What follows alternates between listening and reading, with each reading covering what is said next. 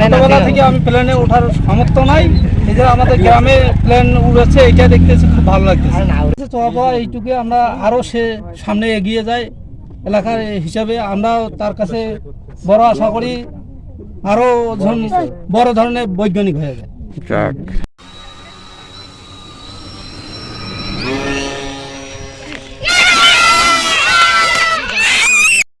ছিল পরে একেবারে নিজে নিজে গতি